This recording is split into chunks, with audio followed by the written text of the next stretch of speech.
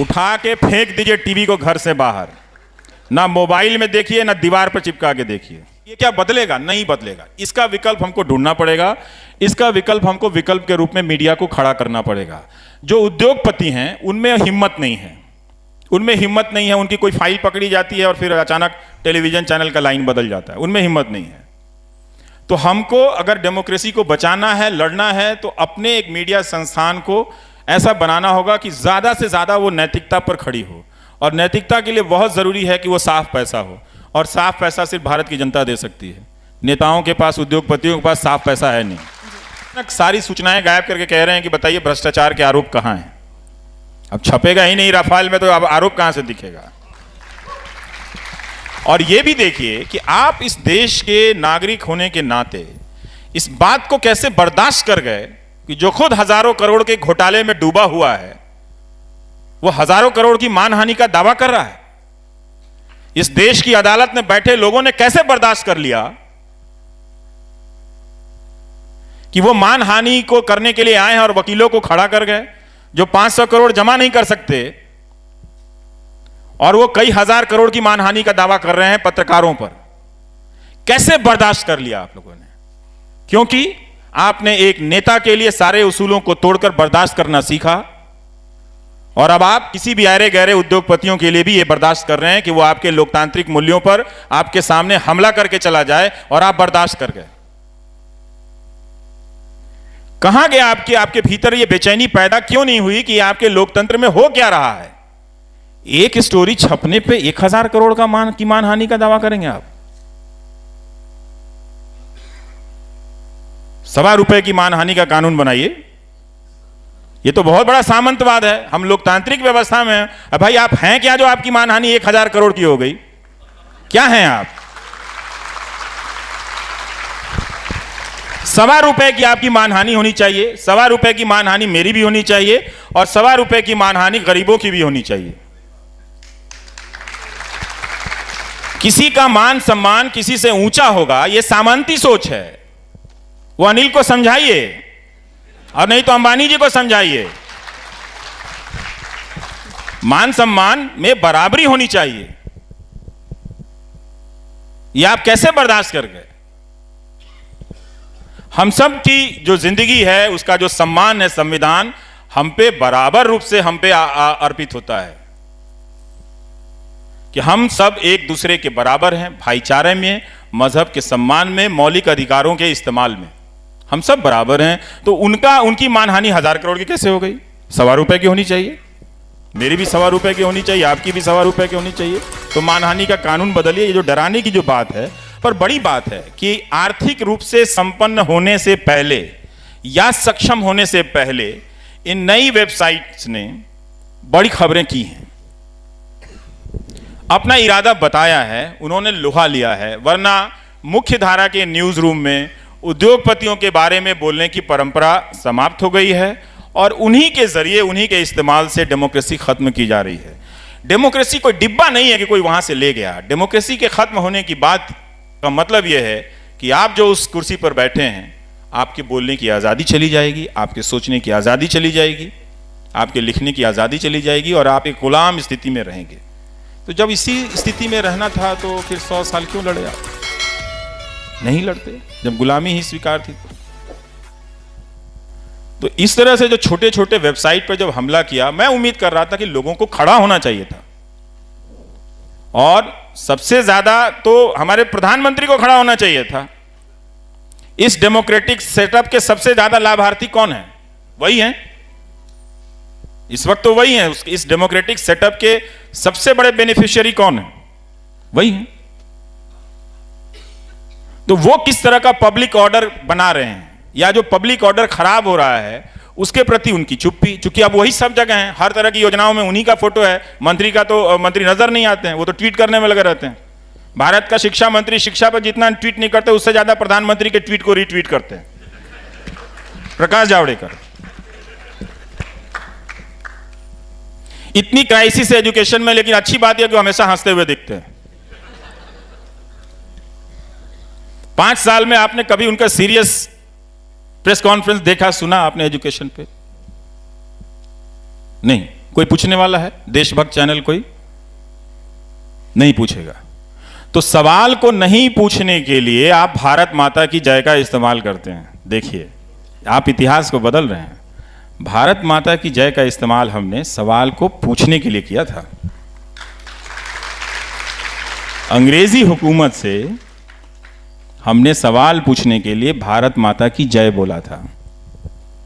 अब ये news channel आप सवाल ना पूछें, इसलिए वो आपके बीच में आके कहता है बोलो भारत माता की जय। अरे भाई, हम बोलते ही हैं, तुम डराते क्यों हमको? तो ये एक मीडिया का जो एक पैटर्न है, बहुत सारी चीज़ें खराब हो रही हैं। इसके बीच जो चीज़ें बन रही हैं, मैं देखना चाहूँगा कि क्या जो मेन स्ट्रीम मीडिया का जो रीच आउट है, जो उसकी पहुँच है, उसको कोई मैच कर रहा है। कोई वायर मैच कर रहा है, या कोई स्क्रोल मैच कर रहा है, कोई न्यूज़ लॉन्ड्री मैच कर रहा है, कोई ध्रुव राठी मैच कर रहा है, बहुत सारे, कोई अभिसार शर्मा, कोई आरफा मैच कर रही हैं। अकेले लड़ना थोड़ा मुश्किल होता है, पर अच्छी बात है कि लड़ रही हैं। हमारी दोस्त आरफा, वो कुछ भी कहती है, उनकी बात गलत नहीं होती, उनका मजहब नजर आता है लोगों को। तो आप क्या खड़े हुए, या लोग क्या खड़े हो रहे हैं कि आरफा खानम जब बोलेंगी तो उनकी बात गलत हो सकती है या सही होती है, हो सकती है, हम इस पे विचार करेंगे। क्या हम उनके मजहब को आगे करेंगे? ये बुज़दिल इंडिया है जो सवालों से भागता है और भागते हुए भारत माता की जय का इस्तेमाल करता है। ये बुज़दिल इंडिया है। वो जो एक एंकर, मैं यहां आने से पहले उस एंकर का कार्यक्रम देख रहा था, तो वो कह रहे थे उनको कोई फर्क नहीं पड़ता है। अरे भाई, क्यों फर्क पड़ेगा? हुकूमत तुम्हारे साथ है, तुम्हारे ऊपर कुछ होता है, धक्का मुक्की होती है, तो अलीगढ़ मुस्लिम यूनिवर्सिटी के बच्चों पर देशद्रोह का मुकदमा हो जाता है, तुम्हें क्यों फर्क पड़ेगा? तुम क्यों कह रहे हो कि तुम्हें फर्क पड़ेगा? फर्क आरफा को पड़ना चाहिए, अभिसार को पड़ना चाहिए। ये क्यों इतने बड़े देश में 4 लोगों का बोलना इतनी बात अहम कैसे हो गई? इतना सा सोच लेंगे, आपको जवाब मिल जाएगा। फिर आप मुझसे ये नहीं कहेंगे कि मोदी जी ने एक तो अच्छा काम किया होगा, वही तारीफ कर देते आप। जब मैं गाली देने वालों से बहस करता हूं तो वो कहते हैं अक्सर मुझे, एक तो अच्छा काम किया होगा। इतने सारे अच्छे काम किए, बताया तो मैंने कि कितना सारा अच्छा काम किया। जी, आपने जिस तरीके से जिक्र किया शिक्षा मंत्री का, शिक्षा को लेकर आपने एक बहुत लंबी सीरीज की थी, शिक्षा को लेकर आपने बहुत सारा काम किया। उस सब के बाद आपको क्या हिंदुस्तान में जो शिक्षा प्रणाली है उसका क्या आकलन आप करते हैं? बहुत ही खराब। और जो इस वक्त जो एजुकेशन सिस्टम है, वो जो पहली पीढ़ी के लोग जो आ रहे हैं, जो हम सबको देखकर आकांक्षाएं पाल रहे हैं कि हम जिंदगी में अच्छा करेंगे, उनको रोकने की एक कोशिश है। आप दिल्ली में ही आप देख लें तो कई हजार शिक्षक एडहॉक पढ़ा रहे हैं, है ना?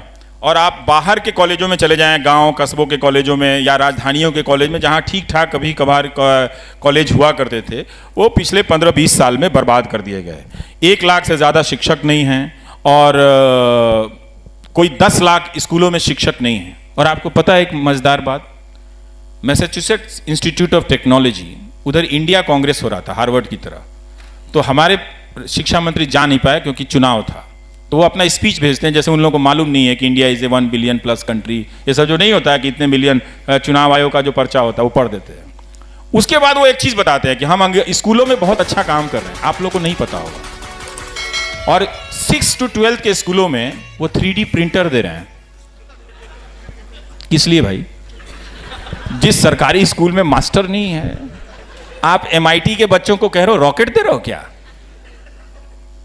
3D printer. नहीं समझ में आती ये बात कि ये बात गलत है। रोबोटिक्स की पढ़ाई हो रही है 6 to 12 में। आपने कोई प्रोजेक्ट लॉन्च किया होगा 200-300 स्कूलों में। आप कह रहे हैं कि हम 6ठी से लेकर 12वीं तक में रोबोटिक्स की पढ़ाई कर रहे हैं, करा रहे हैं, और 3D प्रिंटर दे रहे हैं। गजब हाल है भाई साहब। जैसे वही गनीमत था कि मैंने कहा कि अगला लाइन ये ना कह दें कि 3D प्रिंटर का आविष्कार हमारे यहां पहले ही हो गया था। वो नहीं कहा तो मुझे लगा कि हाँ ये शिक्षा मंत्री हैं। जब दावा उन्होंने नहीं किया कि 3D प्रिंटर का आविष्कार हमने प्लास्टिक सर्जरी से पहले किया था, तब लगा कि हाँ वो शिक्षा मंत्री हैं। बहुत ही बुरा हाल है। अब मुझे दुख होता है कि इसका सबसे बड़ा सफरर कौन है? स्टूडेंट्स हैं। और स्टूडेंट्स ही, छात्र ही इस शिक्षा व्यवस्था में गिरावट को या इसके राजनीतिक कारणों को नहीं पहचान पाते हैं और वो इस तरह से इस बर्बादी की कंटिन्यूटी को बनाए रखे हैं। मैं खुद जानता हूं कि बिहार में ऐसे लाखों छात्र, मैं हैरान हूं कि वो फंस गए हैं। उनका बीए का इम्तहान 3 साल की जगह 5 साल में पूरा नहीं हुआ और बहुत सारे अनअफिलिएटेड कॉलेजेस हैं जिसमें एडमिशन लेने के कारण कुछ कानूनी अड़चनें आ गई, तो कोई 10,000 20,000 बच्चे बर्बाद हो गए। उनका रिजल्ट नहीं निकला और इस 27 तारीख तक अगर नहीं निकला तो वो रेलवे की परीक्षा का फॉर्म नहीं भर पाएंगे। तो सोचिए उनके सामने से क्या छूट रहा है। कोई बेचैनी नहीं है इस देश में, क्योंकि एंकर को सरकार का समर्थन प्राप्त है और वो 4 लोगों को बुलाकर हिंदुस्तान के लोगों में नेशनल और एंटी नेशनल का खांचा बनाने में व्यस्त है। ये आपका मीडिया है। तो हमने ना तो जनता ने शिक्षा के सवाल को प्राथमिकता पे रखा, ना पत्रकारों ने रखा, ना नेताओं ने रखा, और इसकी कीमत हम सब बहुत ज़्यादा चुका रहे हैं। जगह जगह में हम एक पैरेलल समानांतर व्यवस्था में अपनी मेहनत की कमाई दे रहे हैं।